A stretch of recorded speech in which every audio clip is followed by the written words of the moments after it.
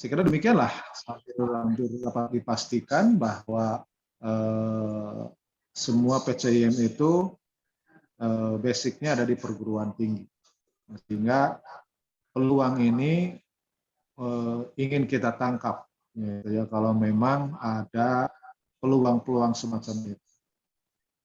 Apalagi kalau mengingat dengan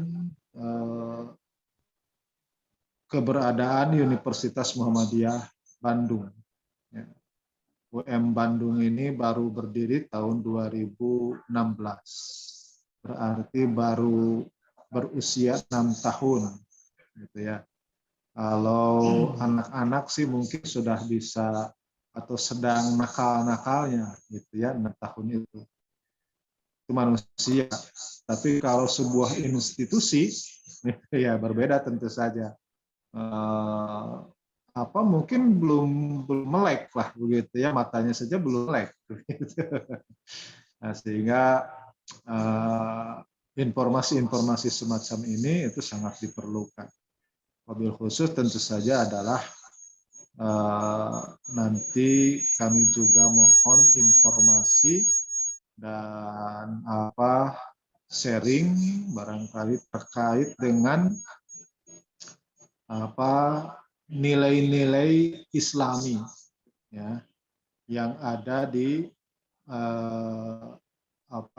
tempat Pahmim gitu ya, yang selama ini ditemukan gitu. Dan tidak menutup kemungkinan gitu ya, sekalipun katakanlah dalam tanda petik gitu ya, Australia kemudian Amerika itu selama ini tidak diidentifikasi sebagai negara Muslim, gitu ya. Tapi justru ada nilai-nilai keislaman yang mungkin saja di Indonesia tidak ada, gitu ya. Semacam kemarin kita temukan di Amerika, gitu ya. Di lembar kertasnya, di lembar uangnya, di dolar itu kan begitu jelas, begitu ya, bahwa mereka itu mengakui keberadaan Tuhan, gitu ya. Apa saya juga lupa lagi tulisannya itu Pak Buya. In God we trust. Nah, itu. Jadi itu kan sangat mencengangkan kita, gitu ya. Itu di luar pengetahuan, di luar ekspektasi kita, gitu ya. Nah, barangkali di Australia juga ada informasi-informasi yang semisal atau serupa itu yang mungkin nanti bisa diadopsi, gitu ya, untuk kehidupan Islami di Universitas Muhammadiyah Bandung. Itu barangkali Pak Hamim maksud penyelenggaraan acara ini, di samping tentu saja adalah dalam rangka untuk menyemarakan ya kegiatan Ramadan, menghidupkan Ramadan dengan berbagai aktivitas dan kegiatan yang ujungnya tentu saja adalah kita bermohon rahmat dan keberkahan Allah Subhanahu wa taala turun kepada kita semua di bulan Ramadan, bulan mulia ini. Sekali lagi saya ucapkan terima kasih kepada Pak Hamim Jupri yang sudah mengorbankan segala waktu, tenaga, dan pikirannya untuk bisa bergabung di acara ini, sekalipun tentu saja dengan segala keterbatasan. Ya. Mohon maaf atas segala kekurangan dan kehilafannya. Nasrun minallah wa fathun qarib wa basyiril mu'minin. Assalamualaikum warahmatullahi wabarakatuh.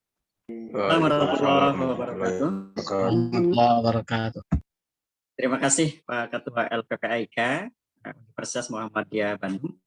Subhanallah, rekan-rekan semua, kita beranjak pada sesi berikutnya, yaitu kita dengarkan bagaimana perkembangan Islam dan juga dakwah Islam di negara Australia. Alhamdulillah, ini Ustadz Hamim ya. Subhanallah, saya cari profil Ustadz di website belum ketemu Ustadz. Jadi malah saya mendapatkan informasi Ustadz ada lulusan dari Pondok Pesantren Karangasem ya Ustadz. Kemudian jadi saya juga ini agak menarik nih profil Ustadz ini. Lulusan pondok gitu kan, biasanya ke Timur Tengah, Ustaz. Ini kan kayak Buya Taufikur Rahman nih, Buya Cecep. Jadi dari pondok itu pasti ke Mesir. Nah ini dari pondok pesantren malah ke Australia, Ustaz. Seperti itu ini ya. Jadi subhanallah ya, ini mungkin nanti sedikit Ustaz Hamim profil atau biodatanya. Nah, ini perkembangan Muhammadiyah di Australia ya. Kalau bisa lihat dari jejak digital itu kan tahun 2007 saja. 2007 PCIM itu ya di Australia itu kemudian tumbuh ini luar biasa perkembangan di di bawah komandonya Ustadz Hamim gitu, subhanallah ya. Pada tanggal 21 Desember 2021 ya tadi ya. Kemarin itu kita telah berizin gitu, memiliki izin Muhammadiyah Australia College tadi ya. Itu lembaga pendidikan setingkat TK dan sekolah dasar seperti itu. Mungkin nanti Ustadz bisa menceritakan bagaimana sesungguhnya kurikulum di sana, sistem pendidikan dan sebagainya. Terus juga perkembangan Islam di Australia cukup menggembirakan. Dari tahun 2007 itu sekitar 200 ribuan, sekarang 600.000 Ustaz ya. Kalau misalnya sensus 2021 mungkin 600.000 lebih ya. Ini ada satu hal yang sangat menggembirakan fenomena di Australia ya, perkembangan Islam itu.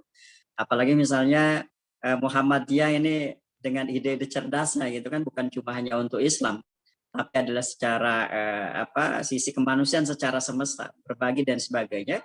Salah satu bentuk dakwah amar ma'ruf nahi munkar, subhanallah gitu kan. Kita teringat ya pesan Haji Ahmad Dahlan itu. Ternyata gitu kan Muhammadiyah itu nanti berkembang bukan cuma hanya di Nusantara, tapi adalah sampai kepada pelosok dunia. Dan ini kita bisa saksikan tumbuh suburnya pimpinan cabang istimewa Muhammadiyah di berbagai macam negara. Subhanallah ya. Terutama di Australia, negara yang unik, orang yang paling negara yang paling artinya mungkin kepo gitu ya ke Indonesia gitu, seperti itu salah satunya Australia seperti itu. Itu banyak misalnya hal-hal dalam negeri saja itu media Australia itu sangat kritis terhadap negara kita seperti itu. Oke, untuk mengefektifkan waktu saya persilakan kepada Ustadz seluas-luasnya bagaimana sesungguhnya dakwah Islam di Australia, perkembangan Muhammadiyah, pendidikannya dan lain sebagainya. Monggo Ustaz. Terima kasih. Jazakumullah khairal jazak. Assalamualaikum warahmatullahi wabarakatuh. Waalaikumsalam warahmatullahi wabarakatuh. Alhamdulillahi rabbil alamin wa bihi nasta'inu ala umuri dunya waddin nahmaduhu wa nasta'inuhu wa nastahdi wa na'udzu billahi min syururi anfusina wa sayyiati a'malina may yahdihillahu fala mudilla lahu wa may yudlilhu fala hadiya lahu. Asyhadu an la ilaha illallah wahdahu la syarika lahu wa asyhadu anna Muhammadan abduhu wa rasuluh la nabiyya ba'dah ballagha ar-risalah wa adda al-amanah wa nasaha al-ummah. Bapak dan ibu-ibu yang saya hormati, Bapak Ketua LPPK, LPPAIK, ya, maaf ini, yang saya hormati, dan Bapak Ibu semua yang insya Allah dimuliakan Allah Subhanahu Wa Taala. Kita bersyukur kepada Allah Subhanahu Wa Taala pada hari menjelang malam 23 di bulan Ramadan ini. Kita diberi kemudahan oleh Allah Subhanahu Wa Taala bisa bertatap muka, bersilaturahim lewat media Zoom ini. Salah satu berkahan dari pandemi sehingga kita bisa bersilaturahim meskipun dengan cara yang berbeda. Karena itu kata Rasulullah SAW, "Ajab li amril mu'minin", urusan orang mukmin itu selalu menakjubkan. Kalau diberi nikmat dia bersyukur. Kalau diuji dengan pandemi, diberi Zoom. Jadi Allah Subhanahu Wa Taala tentu punya hikmah yang kita semua mungkin tidak berpikir sebelumnya bisa sharing pengetahuan, pengalaman dari benua yang berbeda, dari tempat yang berbeda, seolah-olah di dalam satu ruangan yang sama. Salawat dan salam senantiasa kita aturkan kepada Rasulullah SAW, Semoga kita kelak bisa berkumpul dengan beliau di surganya Allah Subhanahu wa taala. Amin ya rabbal alamin. Perkenalkan, nama saya Hamim Jufri. Saya lahir di Jawa Timur, tepatnya di Kabupaten Lamongan. Kebetulan mulai pendidikan sejak kecil berada di lingkungan Muhammadiyah. Di sekolahnya Madrasah Ibtidaiyah Muhammadiyah. Jadi kemudian melanjutkan ke Madrasah Tsanawiyah Muhammadiyah, sekaligus di Pondok Pesantren Karangasem di Patiran, asuhan Kiai Haji Abdurrahman Samsuri almarhum. Kemudian pindah lagi di Pesantren Muhammadiyah di daerah Lamongan yang sama. Ya alhamdulillah sempat mengenyam pendidikan di bangku pesantren, yang itu adalah buah dari orang tua kami yang membuat kami masuk di pesantren, dan kemudian masuk setelah tingkat SMA, masuk ke jurusan-jurusan ilmu pengetahuan seperti IPA dan biologi zaman saya dulu. Jadi lebih memilih kepada belajar ilmu-ilmu eksakta setelah masa-masa di sekolah menengah atas dan seterusnya. Kemudian saya kuliah di Fakultas Teknik Kimia di Universitas Islam Indonesia di Yogyakarta. Itu juga alhamdulillah sambil masuk di salah satu pondok pesantren di Yogyakarta. Jadi kemudian setelah itu tidak lama mendapat pekerjaan di Selandia Baru, dari di New Zealand ke Sydney dulu, ke Sydney Australia tahun 1996. Jadi sudah lebih daripada separuh usia saya ini berada di luar Indonesia. Tapi lek basa Jawa masih bisa sempurna insyaallah. Jadi mboten kehilangan basa Jawa. Nah, Bapak Ibu semua dirahmati Allah Subhanahu wa taala, itu dari saya. Kemudian saya diamanai memimpin BCM ini. Saya bukan yang terbaik dari kalangan teman-teman di sini. Tapi amanah itu karena amanah kita ambil, dan pada beberapa waktu yang lalu, kira-kira 6 tahun yang lalu,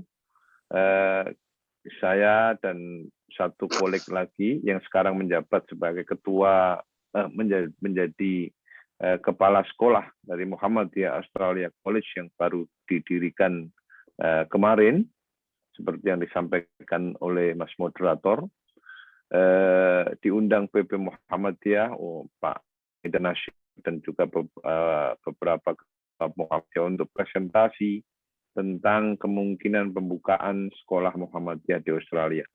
Itu sekitar 6 sampai 5 tahun yang lalu. Jadi sama dengan tidak jauh berbeda dengan usianya UM Bandung begitu. Usahanya, tapi baru kelar sampai 5 tahun ke belakang gitu. Memang usaha dakwah ini kita nggak bisa mengharap secara instan, seperti yang disampaikan oleh Allah Subhanahu wa taala, semua orang ingin ajilah, ingin cepat, tapi wa tadharunal akhirah, dan nggak mau mikir nanti yang belakang. Jadi pengennya instan, tapi kita dakwah di Muhammadiyah ini selalu punya ciri khas, yaitu konsisten, istiqomah, dan punya hasil yang nyata, tangible. Jadi ada hasil dari dakwah lama dan istiqomah itu. Nah, Bapak Ibu semua dirahmati Allah Subhanahu wa taala, karena ini dialog, jadi berbagi pengalaman saja. Saya tidak berarti lebih baik daripada Bapak Ibu semua dalam ilmu, dalam pengalaman, dan lain sebagainya. Apa yang saya sampaikan, kalau ada salahnya tentu dari saya pribadi, kalau ada kebenaran dari Allah Subhanahu wa taala. Nah, Bapak Ibu semua rahmati Allah Subhanahu wa taala, Australia ini saya mulai dari Australia dulu. Pertama itu Australia ini adalah negara satu benua tersendiri. Jadi satu negara yang isinya satu benua, jadi benua Australia. Nah, kemudian di Australia itu ada 7 negara bagian. Jadi ada 7 negara bagian. Negara bagiannya, ya, kalau di Indonesia barangkali semacam provinsi, tapi karena provinsi menganut cara republik. Kalau di Australia menganut cara federasi. Jadi cuma gabungan dari negara-negara bagian itu. Yang kemudian membentuk menjadi Commonwealth State. Commonwealth State. Dan Commonwealth State itu berada di bawah kekuasaan Queen Elizabeth di Inggris. Jadi yang menjadi kepala negara, head of the state, itu adalah Queen Elizabeth di Inggris sana, yang jarang ke sini, tapi tetap menjadi kepala negara. Nah, kepala pemerintahannya disebut dengan Prime Minister di sini. Nah, Bapak Ibu semua, rahmati Allah Subhanahu wa taala, Islam masuk ke Australia ini dari sejarah yang kita ketahui itu menurut Islamic Museum of Australia itu abad 16 akhir yang dibawa coincidentally, secara koinsiden adalah dibawa dari orang-orang Indonesia. Orang-orang Makassar yang mencari yang mencari teripang, yang mencari shell, yang mencari rumput laut dan lain sebagainya, sampai kemudian berlayar di daerah Darwin sana, di ujung perbatasan antara Makassar dan ujung Pandang dan Indonesia itu, dan Darwin. Nah, dari situ kemudian terjadi interaksi dengan orang lokal waktu itu, dan kemudian mengenalkan Islam dan bahkan terjadi pernikahan dengan orang lokal setempat. Islam mulai masuk dan mulai sampai hari ini keturunannya bisa dicari. Waktu itu pada abad 16-17 itu Australia masih dipenuhi oleh orang aborigin, belum banyak orang kulit putih. Karena orang kulit putih pertama kali mendarat ke Australia ini tahun 1788. Tepatnya pada 26 Januari. Itu yang kemudian diperingati sebagai hari berdirinya Australia. Nah, pada 10 atau 20 tahun terakhir, orang aborigin pada protes. Ya enggak bisa menjadi hari keberadaan Australia, hari kelahiran Australia. Karena hari itu adalah datang orang-orang yang dari Inggris yang penuh satu kapal, yang itu isinya adalah orang-orang yang dipenjara, yang kemudian karena penjara di Inggris penuh, dibawa ke Australia, tempat yang jauh gitu. Yang kemudian terjadi peperangan dengan orang aborigin setempat dan banyak orang aborigin yang dibunuh dan lain sebagainya. Jadi 26 Januari itu bagi masyarakat Australia secara keseluruhan dan pemerintah itu dianggap sebagai hari kemerdekaan atau kelahiran Australia. Australia Day namanya. Tapi bagi orang-orang yang menjadi First Nation, yaitu orang-orang aborigin di sini, mereka betul-betul merasa menjadi hari yang tidak baik buat mereka. Karena sejak itu kolonialisasi berjalan. Maka pada tahun 19 fast forward gitu, 19 abad ke-19 terjadi namanya white policy. Jadi ada keputusan dari pemerintah yang mementingkan kelompok kulit putih di Australia. Semua keputusan pemerintah memihak kepada orang kulit putih. Bahkan anak-anak yang datang dari non-white family, yang datang dari aborigin atau yang lainnya, itu diambil oleh pemerintah secara paksa, kemudian dikarantina di daerah Alice Springs, tengah-tengah benua Australia, untuk kemudian tidak adanya lagi untuk memutus tali generasi, agar di Australia ini hanya hidup orang-orang yang berasal dari kulit putih saja, tidak ada yang lain. White policy ini berhenti pada tahun 70-an, 1970-an, dari baru kemarin, pada 50 tahun yang lalu berhenti. Dan kemudian diabolish, dan kemudian membolehkan para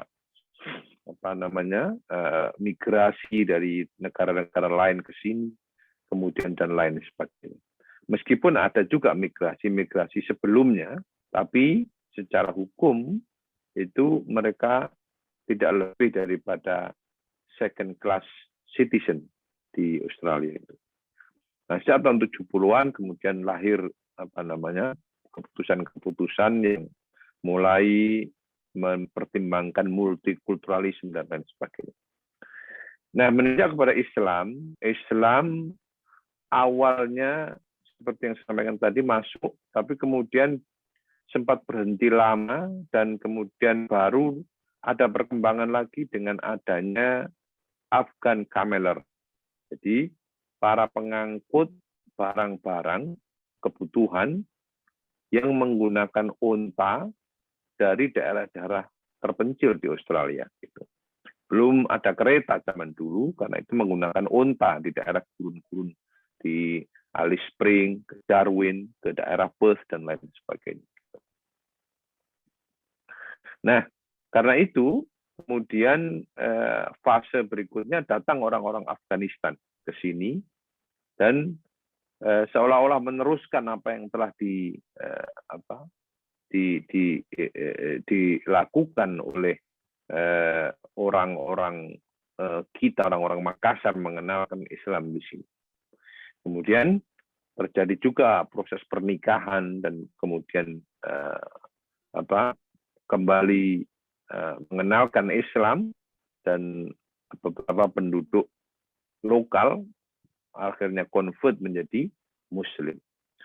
Kemudian setelah itu lama tidak ada perkembangan sama sekali, meskipun ada generasi dari mereka ini yang bisa ditilas dari sekarang gitu.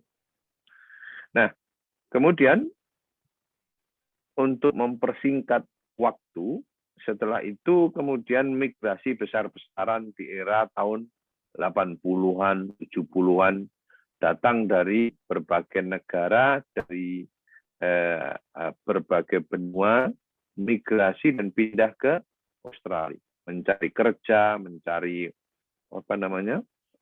penghidupan. Kemudian ada gold rush di daerah Bendigo, di daerah Geelong sana, sekitar 2 jam dari tempat saya di Melbourne, Australia ini. Ada tempat yang menjadi pusat dari penambang emas waktu itu, yang kemudian banyak orang-orang migrasi datang ke situ. Nah, setelah itu kemudian banyak orang-orang Islam datang ke sini, baik sebagai migrasi, dan bahkan ada banyak yang orang-orang Australia yang pergi ke daerah-daerah Muslim dan menikah dengan orang-orang lokal, kembali ke Australia mengenalkan Islam. Nah, dari situ banyak kemudian dari teman-teman kita dari Indonesia dan juga memutuskan untuk pindah ke Australia sebagai permanent resident, sebagai penduduk tetap di sini.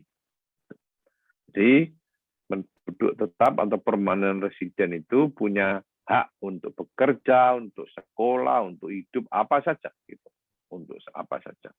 Nah, kecuali untuk memilih dalam waktu pemilihan umum. Pemilihan umum hanya berlaku bagi orang-orang yang pindah negara, memilih untuk pindah citizenship, pindah kewarganegaraan. Nah, dari situ Islam kemudian berkembang. Nah, tahun 2001 itu belum banyak masjid, sehingga ketika terjadi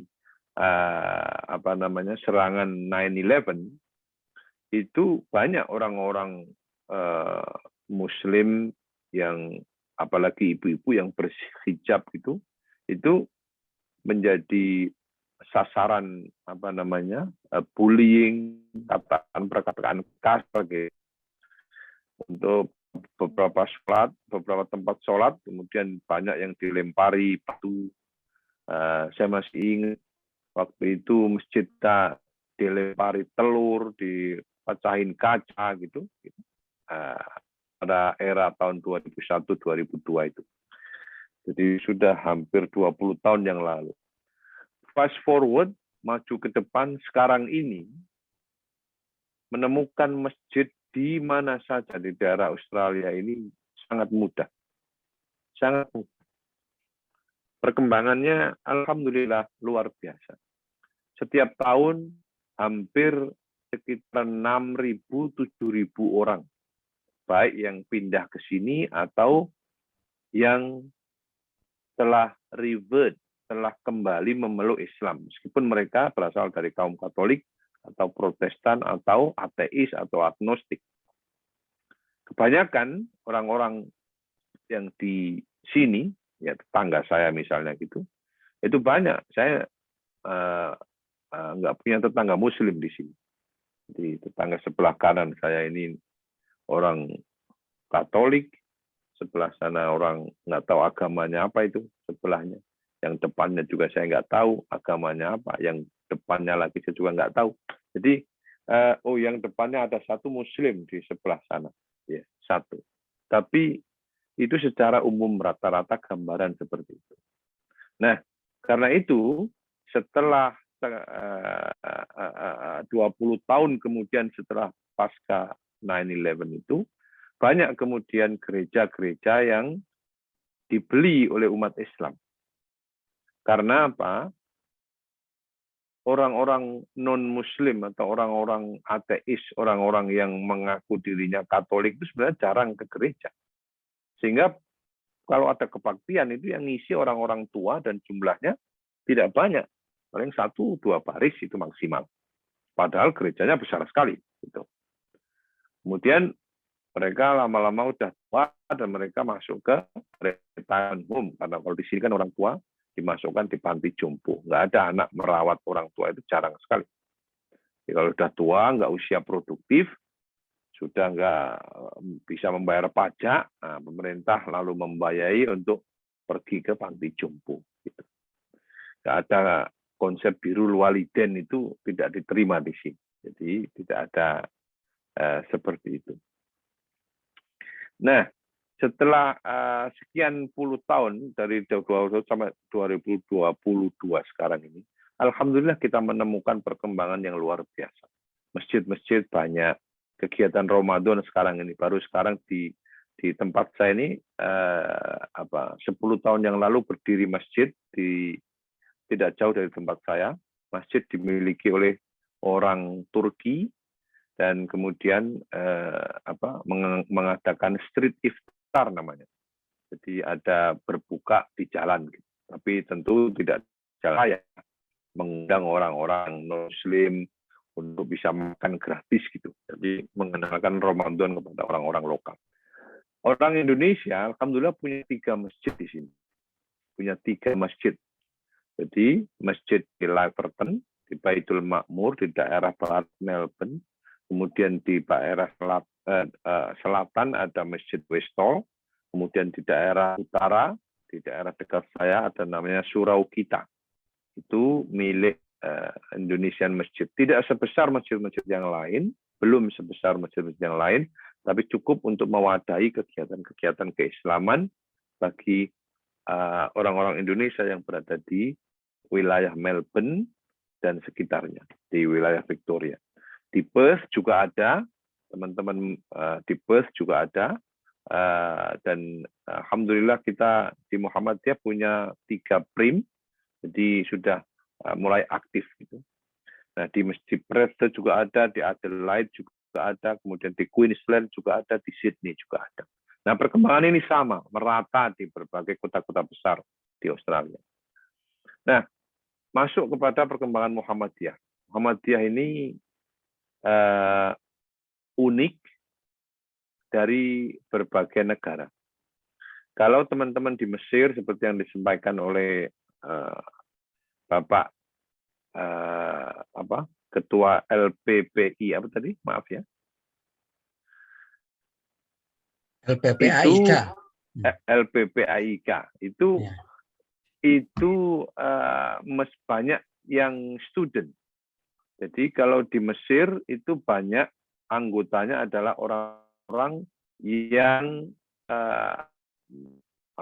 belajar di sana dan kemudian menimba ilmu dari Indonesia di Al-Azhar khususnya, kemudian membentuk persyarikatan yang disebut dengan PCIM. Kemudian di Arab Saudi juga begitu. Banyak teman-teman adik-adik kita yang lulusan mu'alimin, lulusan dari mana-mana, kemudian belajar di University of Medina, kemudian di sana, kemudian membentuk dan mengaktifkan PCIM. Nah, di Australia sedikit berbeda karena ada beberapa student atau mahasiswa S2 dan S3 di sini, tapi sebagian besar anggota PCIM Australia ini adalah orang-orang yang telah permanen residen di sini. Orang-orang yang telah menetap di sini puluhan tahun, dan bahkan ada beberapa orang yang menjadi anggota Muhammadiyah di Australia ini. Jadi sudah ada orang bule yang kemarin ada waktu acara dengan KJRI, Konsulat Jenderal Indonesia, saya nggak bisa hadir, yang mewakili Mas Lucas Hainsworth, itu orang bule, badannya besar.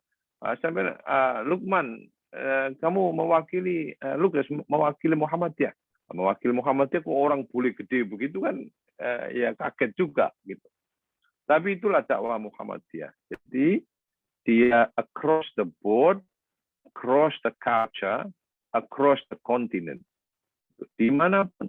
Jadi value yang dipegang oleh Muhammadiyah itu betul-betul punya inline dengan banyak nilai-nilai universalitas. Jadi Islam, ini kembali kepada Muhammadiyah. Yang ditawarkan Muhammadiyah itu memiliki kesamaan di dalam banyak hal dengan kehidupan orang-orang, khususnya dengan latar belakang orang kulit putih. Sepintas berbeda. Tapi kalau kita lihat cara pandangnya, melihat apa yang urgen di dalam hidup, kebutuhan apa yang menjadi signifikan yang bisa mengimprove kehidupan sosial masyarakat. Bagaimana cara mendapatkannya? Bagaimana untuk mengukur kualitas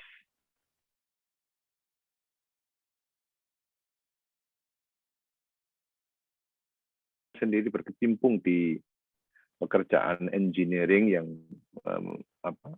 berbasis project management. Jadi mengerti betul bahwa profesionalitas itu dipegang betul oleh orang-orang kulit putih. Ya, kalau enggak, ya enggak. Kalau iya, ya iya. Meskipun pekerjaan selesai sampai subuh dengan minum bir, minum anggur, diselesaikan pekerjaannya.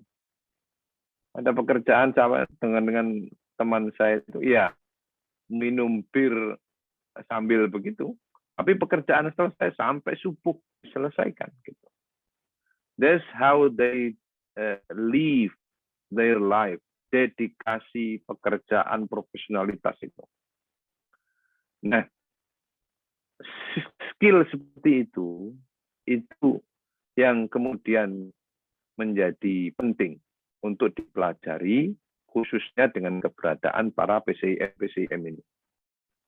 Nah, lewat itu maka kemudian karena anggota PCIM Australia ini kebanyakan orang-orang yang tinggal di sini, maka banyak yang menjadi engineer, banyak yang menjadi akuntan, ada yang accountant, ada yang arsitek, ada yang menjadi guru, ada yang menjadi dosen, ada bekerja semua di dalam lingkup pekerjaan orang-orang sini. Gitu.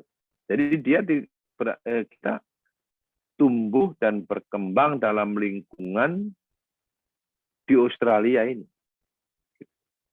Kita mengalami apa tantangannya segala macam. Misalnya sholat Jumat di tengah-tengah meeting. Orang sini nggak kenal meeting, nggak kenal sholat Jumat. Taunya meeting selesai. Kita harus excuse. Tiap hari, misalnya kita harus sholat. Kemudian kalau kita sholat di kantor, nggak ada orang Muslim, nggak banyak kan, nggak ada, 1-2, kadang-kadang nggak ada sama sekali. Pernah saya ada sama sekali. Saya ditanya, don't disturb Hamim. Hamim facing stone, katanya. Jangan ganggu Pak Hamim. Pak Hamim sedang menghadap batu. Ka'bah dianggap batu aja oleh mereka. Jadi, where you facing? I'm facing Ka'bah. But what is the Ka'bah? Ka'bah is stone. Oh, so you facing stone. Nah, begitu. Jadi, kita dianggap menghadap batu. Ya nggak apa-apa, nggak usah marah. Jadi, sholat, menggelar sajadah, orang lalu lalang itu biasa. Pergi kemana, nggak ada masjid, gelar sajadah di lapangan, sholat, istri pakai apa itu, mukena, ya kita itulah kehidupan kita. Ini kalau anak-anak kita, misalnya anak-anak saya dulu, kebetulan anak saya punya 2 anak, satunya sudah sekarang ngambil S2 di Queensland. Yang kedua ini perempuan masuk di sekolah umum. Sekolah negeri. Sebagai informasi, kecenderungan sekarang masyarakat Australia itu nggak mau nyekolahkan anaknya ke sekolah negeri. Sekolah negeri itu hanya orang-orang yang, orang-orang miskin, orang yang tidak mampu. Itu kalau di Australia konotasinya begitu. Yang mampu menyekolahkan anaknya di private karena dia memilih value apa yang ingin dia instill di anaknya, itu dikirim gitu. Nah, awal-awal anak saya masukkan di public school karena sekolah negeri, mungkin bagaimana begitu. Terus akhirnya di situ tidak ada sholat apa-apa. Saya sudah mulai kelas 3, kelas itu sudah saya terapkan untuk pakai hijab. Saya bilang kepala sekolahnya, saya minta izin tahun depan dia akan memakai hijab. Nah, bayangkan dia pakai hijab, anak berusia 7 tahun atau 8 tahun memakai hijab sendirian di seluruh sekolah. Itu berat. Kalau Bapak Ibu di Indonesia, semuanya orang berjilbab mudah gitu. Tapi anak berusia 7-8 tahun berhijab sendirian di tengah masyarakat yang tidak punya hijab sama sekali, itu berat. Saya kenalkan mulai tahun depan anak saya harus pakai hijab, dan kemudian nanti minta tempat kecil untuk dia sholat. Sendirian. Jadi tantangannya tidak ringan. Dan alhamdulillah diberi tempat di perpustakaan sehingga dia bisa sholat wudhu dari rumah, nanti tinggal masuk al-khufain di kaos kakinya, sholat. Jadi tantangan-tantangan itu kemudian nanti mudah, akhirnya nanti kemudian setelah kita menjelaskan dengan baik kondisi seperti itu, mereka rata-rata menerima. It is part of the culture, part of the living within multicultural society. Jadi living dengan multicultural society itu begitu. Kita memiliki hak, dan hak kita ini selama tidak transgres dengan hak orang lain harus kita pegang.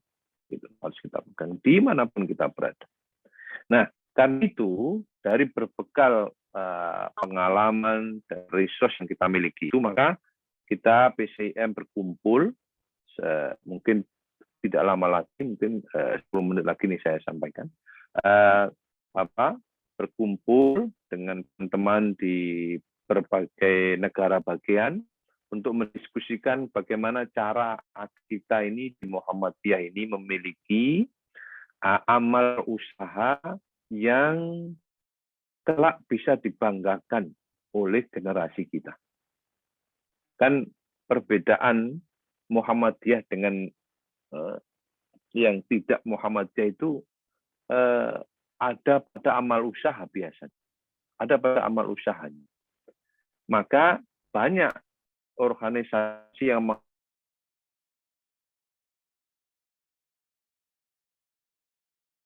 tabligh akbar itu banyak gitu. Tapi Muhammadiyah tidak di situ. Ketika Kiai Haji Ahmad Dahlan dengan teologi al-ma'unnya itu membentuk institusi.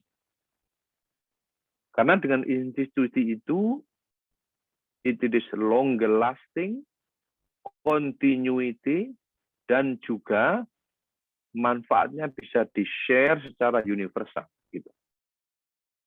Kalau Bapak sekarang mendirikan berbuat baik untuk diri sendiri, bisa. Tapi kalau Bapak semua mendirikan satu lembaga, dan lembaga itu diteruskan oleh anak cucu Bapak semua, maka itu menjadi manfaatnya menjadi sangat universal. Gitu. Nah itu Muhammadiyah. Karena itu setelah kita pikir lama, pendidikan ini menjadi kekuatan Muhammadiyah. Muhammadiyah memiliki sekian ratus universitas, memiliki sekian ribu TK, kemudian memiliki 5.000 lebih SMA dan lain sebagainya. Ini kekuatan yang luar biasa.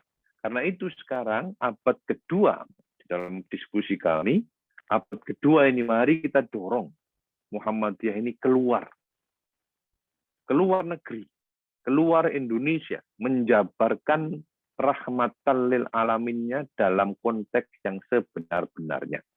Tidak hanya di Bandung, tidak hanya di Garut, tidak ada Tasikmalaya, jangan di situ lagi. Harus keluar sudah. Agar misi keislaman ini bisa kemana-mana, bisa dimanfaatkan orang banyak. Agar misi keislaman itu bisa dimanfaatkan seluas-luasnya oleh masyarakat lain. Nah, dengan membentuk, berdasarkan itu, maka setelah kita putuskan dan konsultasi begitu intens dengan bapak-bapak di pimpinan Pusat Muhammadiyah, akhirnya kita usahakan untuk mendirikan sekolah pertama yang dimiliki oleh Muhammadiyah di Australia ini. Perjuangannya panjang, banyak penolakan dari orang lokal, banyak Islamofobia di mana-mana. Begitu datang surat dari kami, jangan berdirikan sekolah Islam di tempat kami. Nah, banyak sekali tulisan-tulisan begitu. Tapi kami tidak pernah mundur. Kami ikut aturan, kami taat kepada aturan hukum, dan semua harus melalui legalitas yang baik. Ini pondasi yang penting Bapak Ibu semua. Karena itu, sebelum memiliki amal usaha, landasan hukum itu harus kuat. Misalnya di konstitusi PCIM itu, di PCIM Australia itu dinyatakan bahwa the sole member of the PCIM Australia itu adalah pimpinan Pusat Muhammadiyah. Jadi di dalam arti-artinya dijelaskan bahwa yang memiliki PCIM ini adalah PP Muhammadiyah. Maka apa saja yang dimiliki PCIM ini dengan demikian adalah milik PP Muhammadiyah. Itu penting. Sebab nanti nggak ada orang klaim ini, nah, begitu nggak bisa. Jadi kekuatan Muhammadiyah itu ada pada institusi yang dijalankan secara hukum dan profesional. Gitu. Jadi nggak ada orang bisa mengklaim ini nggak bisa karena sudah dinyatakan di situ secara tidak bisa memiliki aset di Australia, harus melalui PCIM. Tapi di dalam PCIM harus dinyatakan bahwa PCIM ini wholly secara 100% dimiliki pimpinan Pusat Muhammadiyah. Maka apapun gerak dan langkah aset atau semuanya yang dimiliki PCIM Australia adalah milik daripada pimpinan Pusat Muhammadiyah. Nah itu penting. Itu penting. Setelah itu selesai, kemudian kita usahakan untuk mendirikan sekolah, banyak sekali tantangannya. Pihak kuliah Allah beri kemudahan. Kita kalau diukur dengan uang, barangkali untuk mendirikan sekolah di sini itu bisa mendirikan 3 universitas di Indonesia barangkali. Ya. Tapi di sini, masya Allah beratnya. Jadi, tapi begitu sekolah sudah berdiri, ini keuntungannya. Maka semua kewajiban keuangannya ditanggung oleh pemerintah Australia. Tapi harus lewat pintu dulu, harus pintu masuk dulu. Harus sukses melalui pintu masuk ini dulu. Syaratnya bagaimana, polisinya bagaimana, kebijakan dalam penanganan mahasiswa kalau anaknya punya epilepsi bagaimana, kalau mau keluar itu kebijakannya bagaimana, membawa anak-anak satu bisnis siapa yang ini, kalau di sekolah nanti menjaga, wah itu sampai kepada masalah bakaran hutan. Kita harus punya kebijakan atau peraturan bagaimana kalau terjadi kebakaran hutan, apa respon Anda terhadap murid-murid dan orang tua. Jadi itu kalau di Indonesia bangun dulu dah selesai. Kalau di sini tidak, jadi aturannya harus selesai dulu, baru kemudian masuk lewat pas pintu itu, lewat pintu dari peraturan itu, baru kemudian nanti semua support dari government baik dan well-bagus itu masuk. Maka sekolah di sini itu betul-betul sudah self-sustain gitu. Tidak perlu banyak-banyak yang diperlukan dari PCIM untuk mengembangkan. Nah, sebelum saya selesai, alhamdulillah sekolah sudah Muhammadiyah Australia College ini, dan ini tidak yang menjadi tidak yang terakhir dari amal usaha PCIM Australia. Kita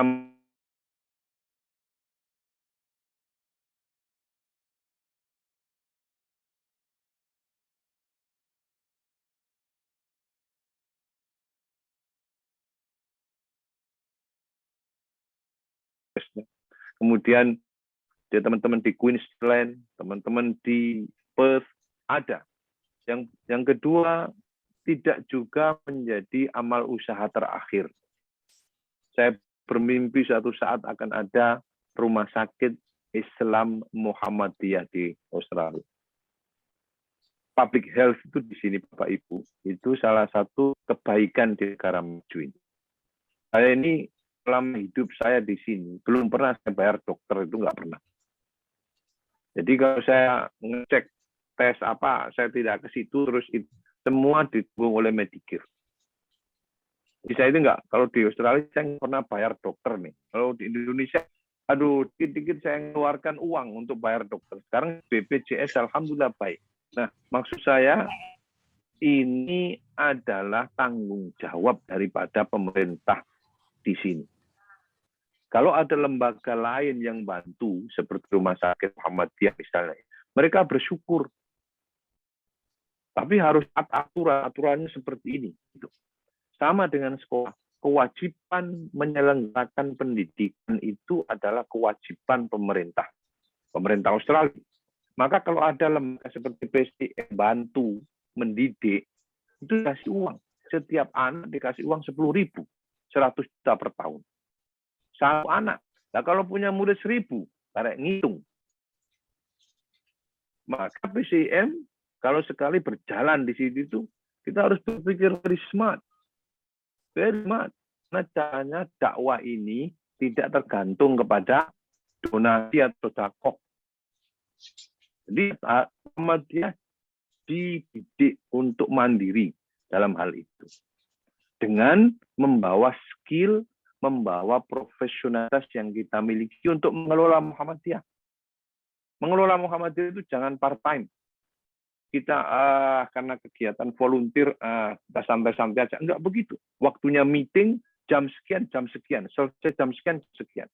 Semua yang kita miliki, skill yang kita miliki kita bawa di situ.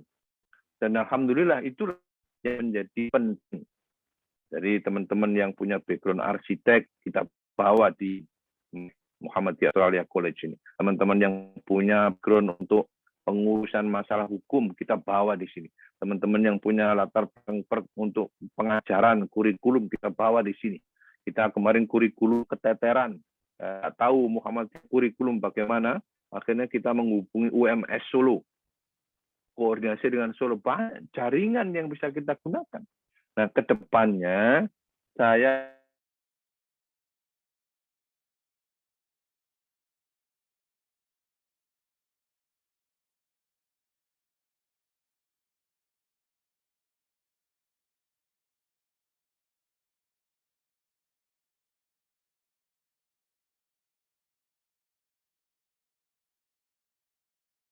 oleh Muhammadiyah di luar negeri. Karena abad kedua ini menurut saya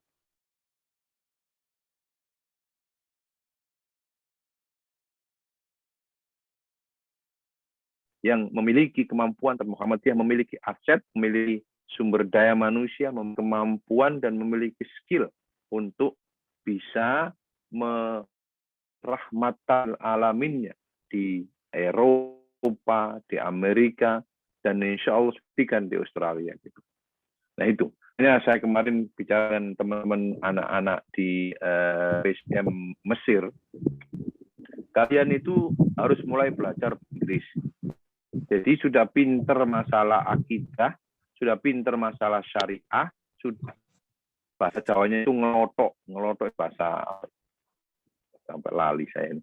Jadi sudah hafal betul dengan ilmu-ilmu keislaman, sekarang tinggal belajar bahasa Inggris. Besok ke Australia, kemudian mengenalkan tentang bagaimana misalnya proses hisab yang dilakukan Muhammadiyah itu di kalangan Australia. Karena secara de jure sesungguhnya Australia yang mengikuti Muhammadiyah. Australian National Imam of Council yang diketuai oleh Syekh Sadi Sulaiman itu beberapa kali sering berkunjung di Muhammadiyah. Saya kemarin kontak dengan beliau. Jadi penetapan ini segala macam itu banyak mengalut kepada Muhammadiyah. Satu hari pemerintah Australia mau minta libur nasional. Libur nasional pemerintah di sini Idul Fitri. Ya bagaimana kesepakatan kalau pemerintah tidak tahu tahun depan sulit. Ya harus ada perhitungannya lebih awal sehingga memudahkan semua umat untuk mengambil cuti pada hari itu. Ya. Kalau harus melihat bulan ya berat. Mana ada ini pemerintah mau menyetujui kalau nanti dulu saya nggak tahu tanggal 2 apa 1 saya nggak tahu. You can't do it here. Jadi harus can be planned way to make sure everyone agrees upon malah mana-mana. Jadi yang semua orang bisa setuju. Nah, itu salah satunya. Maka kalian ini, saya bilang sama teman-teman adik-adik di Mesir, belajar bahasa Inggris yang baik setelah mengerti sehingga besok ke sini memberikan sharing pengalaman keislamannya, pengetahuan keislaman itu untuk masyarakat Barat seperti di sini itu. Besok ke Eropa, ke Amerika, mana saja. Di Indonesia itu sudah banyak orang pintar, saya bilang kemarin mereka. Udah banyak orang pintar, sudah nggak perlu balik ke Indonesia kalian. Jadi balik ke negara-negara lain, luaskan lebaran dakwah Anda. Maka insya Allah kita menjadi apa yang disampaikan oleh Allah Subhanahu wa taala yang menjadi dasar kunci dari Muhammadiyah itu. Wal takum minkum ummatun yad'una ilal khair wa ya'muruna bil ma'ruf wa yanhauna 'anil munkar. Mengajak kepada kebaikan, membawa kebaikan dan senantiasa bermanfaat dimanapun berada. Saya kira itu yang bisa saya share. Mohon maaf kalau kurang dan lebihnya. Saya ya puasa ini. Jadi nanti alhamdulillah PCIM ini punya kewajiban sosial di masyarakat sekamping juga. Ada nanti kita menjadi penyedia buka bersama untuk masyarakat Muslim di daerah Melton.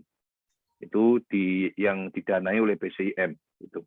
Jadi kemudian nanti juga beberapa dari anggota PCIM ini yang menjadi imam sholat tarawih di tempat mana, kemudian nanti yang ada yang menjadi khatib di tempat sana gitu.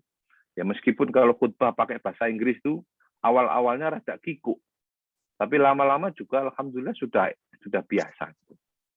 Jadi kalau di Lamongan biasanya khutbah pakai basa Jawa tinggi.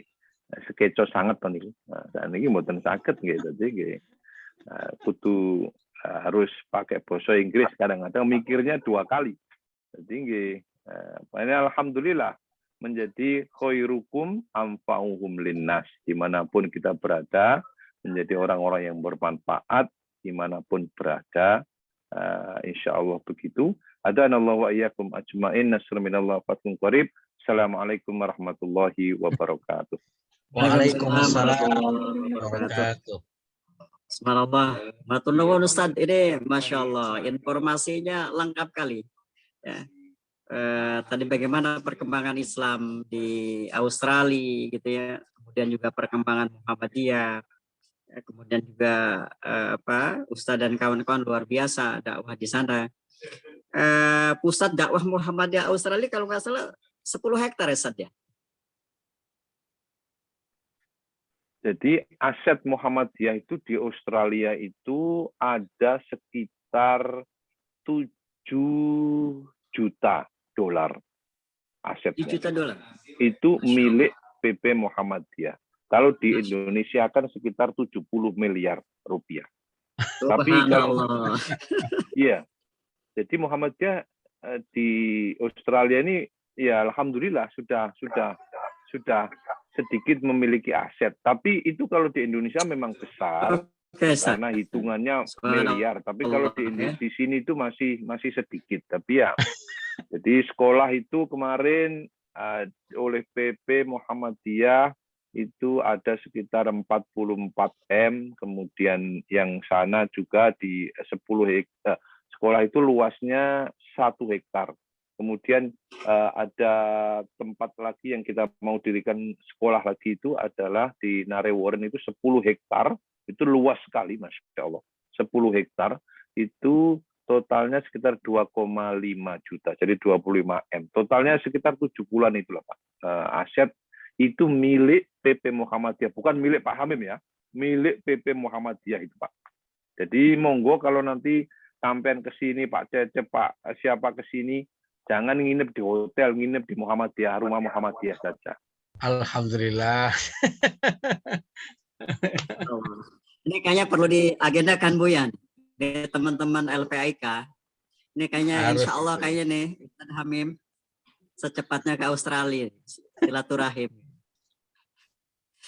Monggo.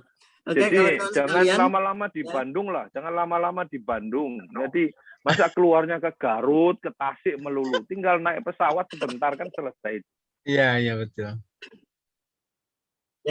Siap Ustaz. Insyaallah ya.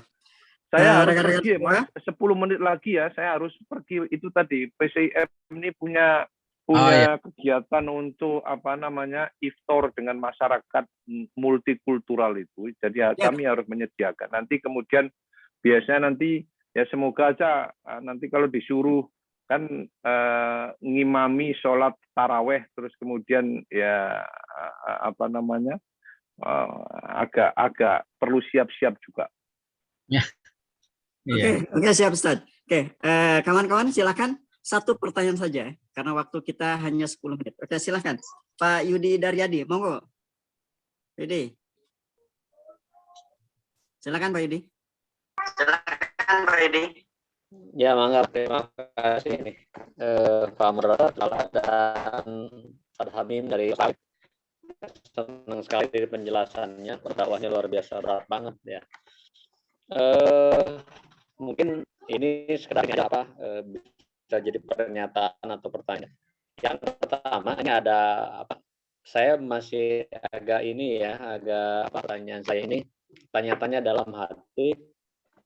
Dulu banyak intelektual kita dari latar belakang keilmuan apapun gitu ya, yang seringkali berseberangan dengan pemerintah ya sejak zaman Orde Baru, dan sekarang itu selalu cari amannya di Australia lah.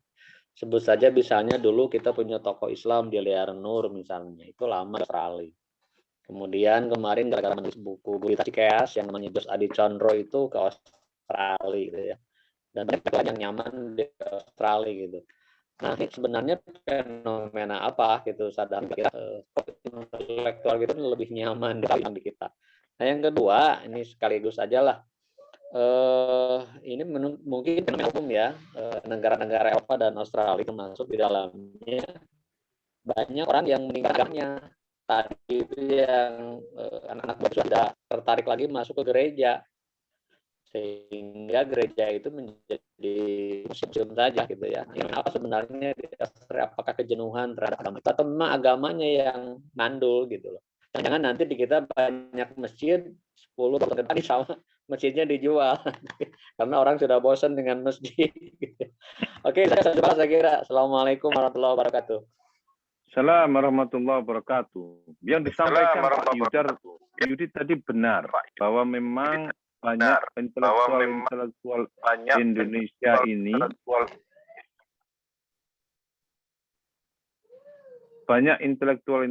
Indonesia ini yang kalau ada masalah dengan pemerintah Indonesia larinya ke Australia. Karena secara umum memang kalau saya boleh katakan karena saya ini tinggal di sini. Jadi pemerintah Australia ini kebijakannya banyak sekali yang berbeda dengan Indonesia. Bahkan terkesan tidak mau Indonesia itu besar. Bahkan terkenal bahwa negara yang punya sifat rasis yang paling tinggi itu salah satunya Australia. Negara yang selalu membela kepentingan Amerika selalu Australia. Negara yang membela kepentingan Israel selalu Australia. Begitu. Itu tempat saya ditinggal, Pak. Nah, tapi saya dan teman-teman di sini nggak berpikir tentang Islamofobia itu dengan wacana yang kosong, tidak. Kami paham sepenuhnya posisi itu, dan karena itu kami mengambil sikap yang sangat smart, yang sangat pintar, dan tidak perlu memantik perdebatan publik. Anda kalau berdebat panjang tentang ini posisi idealisme dan lain sebagainya menjadi kadang-kadang kurang produktif. Karena itu Muhammadiyah mencari cara bagaimana kita mendirikan institusi sebanyak-banyaknya. Institusi lembaga-lembaga Muslim, lembaga-lembaga Muhammadiyah yang banyak untuk mengcounter Islamofobia itu. Mengcounter Islamofobia itu nggak perlu, zaman ini nggak perlu sosial media.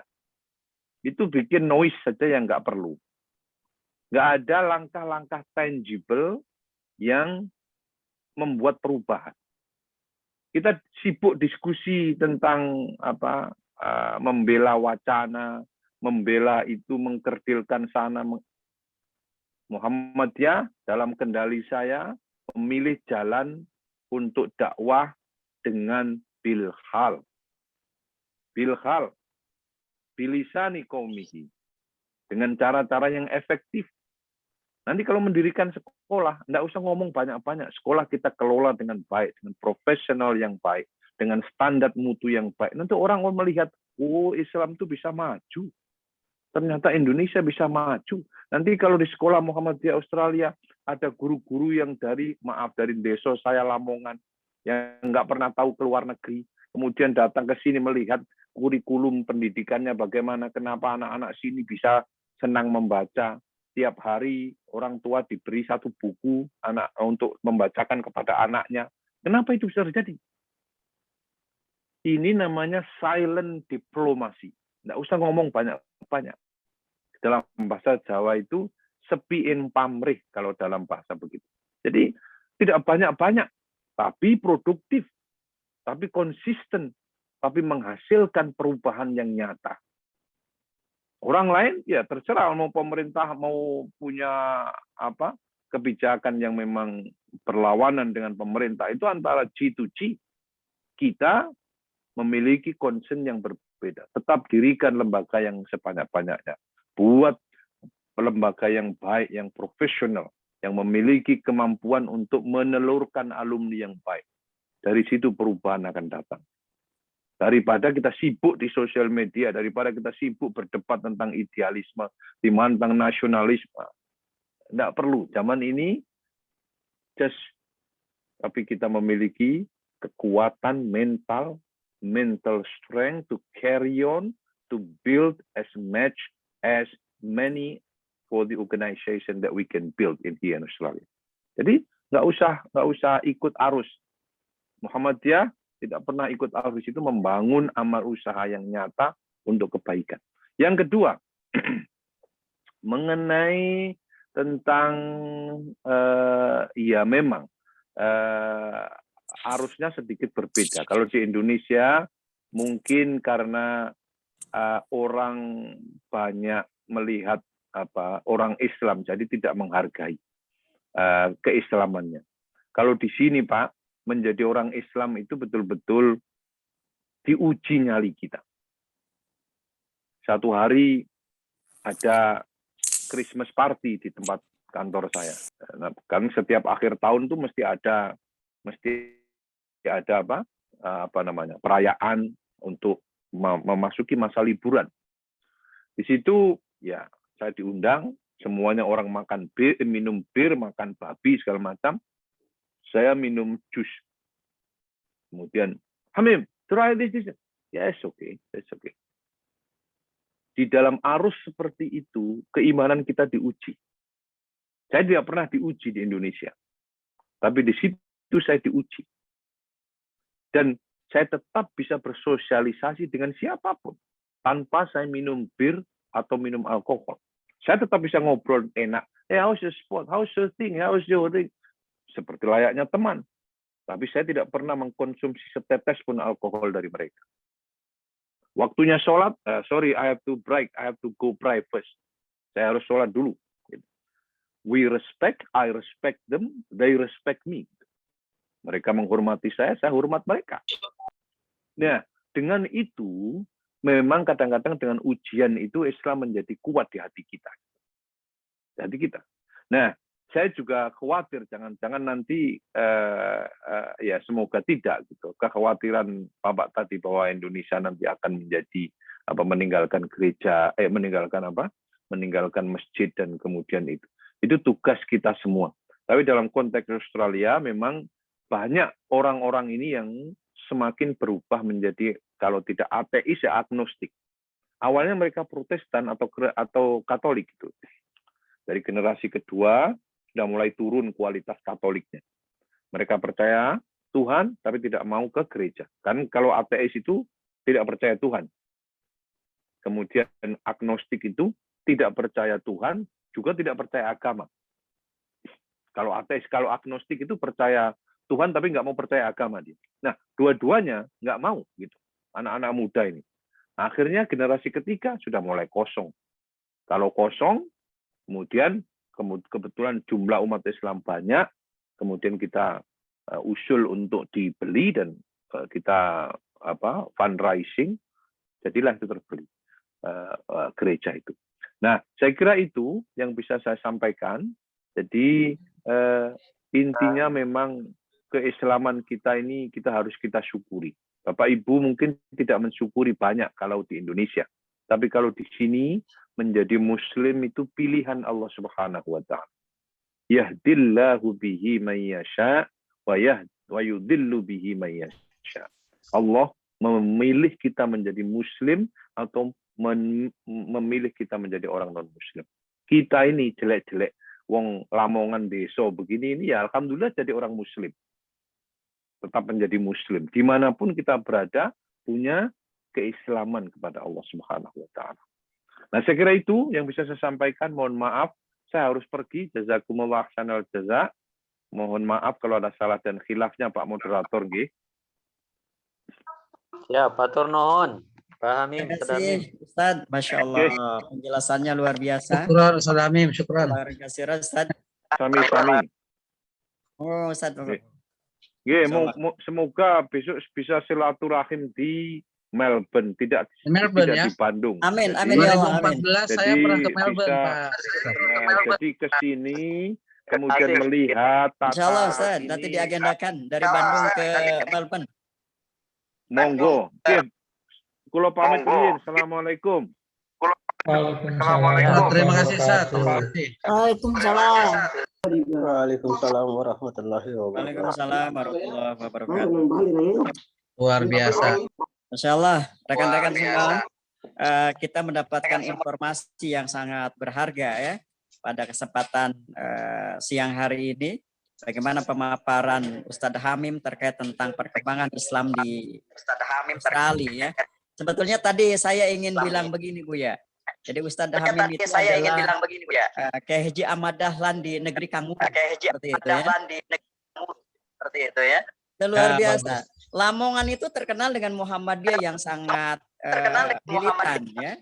Jadi saya melihat sosok Ustadz Hamim itu adalah seorang kader biologis sekaligus adalah kader ideologis seperti itu ya. Masya Allah. Oke, rekan-rekan semua, bentar lagi kita akan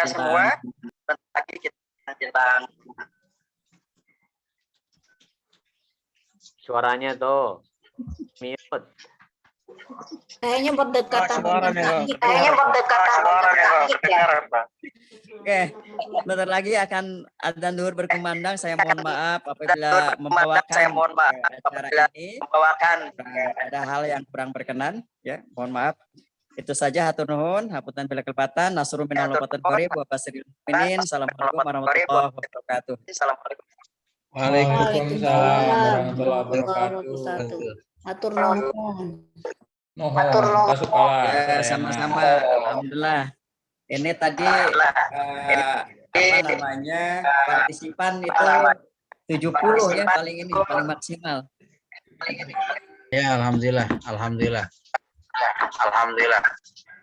Perlu dirumuskan program-program strategi untuk membangun kemitraan internasional ini. Kayaknya ini Bu ya. Ini sekalian ngobrol sama Pak Kepala. Mohon recordingnya di off dulu. Oh iya.